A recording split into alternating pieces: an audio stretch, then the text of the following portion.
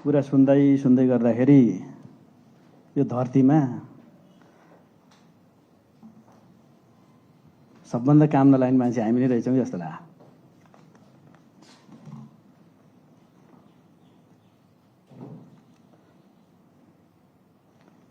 यहाँ अब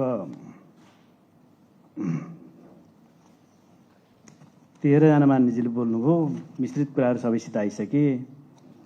अब यहाँ सरस्वती हेर्दाखेरि अब दुधले नुहाएका मान्छेका छेउमा बसियो कि जस्तो लाग्यो।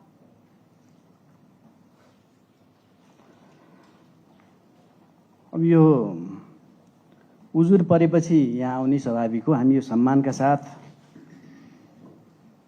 यहाँ चाहिँ विषयवस्तुहरूको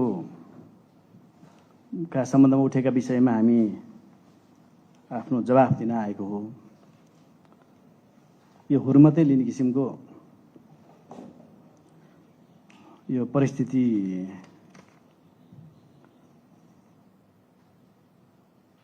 एउटा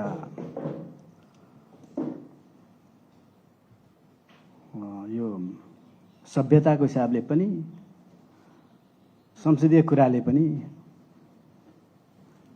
त्यति मजाको चाहिँ लागेन।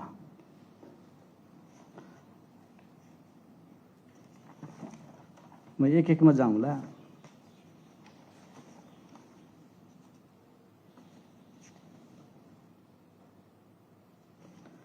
यहाँ चाहिँ उजुरीका सम्बन्धमा यहाँ उजुरी परेका सम्बन्धमा अनुसन्धान हुनुपर्छ, सोधपुछ हुनुपर्छ, सबै ठिक छ।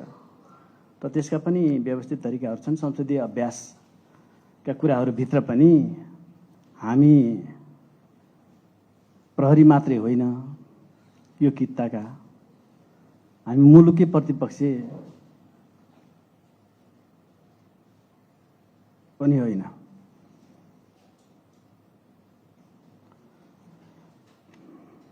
यस्तो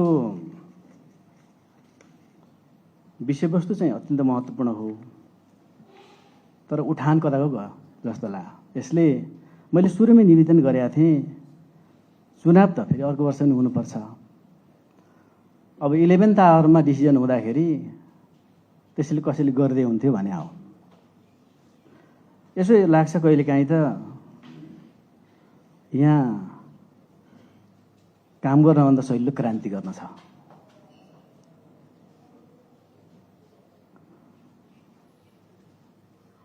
र हजुर होइन, अहिले हेर्दाखेरि बोल्न पनि सजिलै छ, आरोप लाउन त सजिलै छ। नेपाल प्रहरीले अनुसन्धान गर्ने क्रममा आजका दिनमा माननीयदेखि दयनीयसम्मका उहाँका विरुद्ध बनाएर विभिन्न किसिमको उजुरीहरू हाल्छन्। आचारका, विचारका, व्यभिचारका, ठगीका, वैदेशिक रोजगारमा पठाउँदाखेरि चाहिँ लुटिएका निवेदनहरू पनि छन्। तर त्यसको प्रारम्भिक अनुसन्धान गरेर अहिले अपनाइआएको मिक्स्ड इन्भेस्टिगेटिभ सिस्टमले हामीले अलि सुन्ने र त्यसपछि मात्रै थुन्ने भन्छौँ। पहिला जस्तो च्याप्पै चाहिँ समातिहालेको छैन। त्यो छ स्थिति। किनभने पहिलाको सिस्टम एडभर्सरियल थियो, त्यस कारणले च्याप्पै समातेर सुन्ने किन भन्ने प्रिन्सिपलै त्यस्तो। अहिले चाहिँ सुन्ने र थुन्ने छ, किनभने हामीले अलिकति मिक्स्ड सिस्टम पनि अपनायौँ। अब यो यस्तो सबैका आरोप अहिले मैले पेटाएर खोलिदिएँ भने बस्न त कोही सकिन्न जस्तो लाग्छ।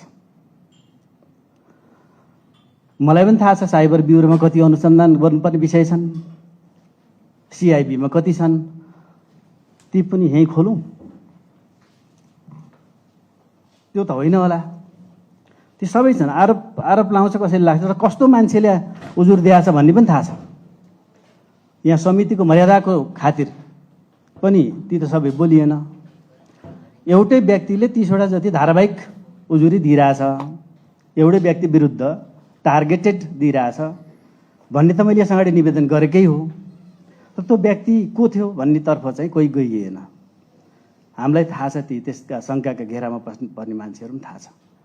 तर कानुनका सिद्धान्त र मूल्य मान्यताका आधारमा हामीले त्यो व्यक्ति विरुद्ध कसै विरुद्ध पनि प्रमाणविहीन भएरै पनि त्यत्तिकै बोल्दै चाहिँ हिँड्दैनौँ। त्यति चाहिँ आधारभूत सिद्धान्त हामीले यहाँ मात्रै होइन विदेशमा गएर पनि सिकेकै छौँ। अनुसन्धानका आधारभूत कुराहरू, प्रिन्सिपलका कुराहरू त्यहाँ चाहिँ अब सजिलो चाहिँ गाली गलौजै गर्नु रहेछ मञ्चमा बसेर, त्यो सिक्न पाए हुन्थ्यो। त्यो जुन सिकिन्छ नि त्यतिखेर हामी पनि पुलिस मात्रै त होइन, ब्युरोक्र्याट मात्रै पनि होइन, नागरिक पनि हो। पुलिसको रूपमा त खासै यो छुचो पेसा हो, यसमा सम्मानको अपेक्षा गर्नु नै भुल हुन्छ। तर नागरिकको रूपमा पनि प्राप्त गर्ने आधारभूत सम्मानका विषयहरू पनि छन्। त्यो चाहिँ यहाँ चाहिँ त्यो अब यहाँ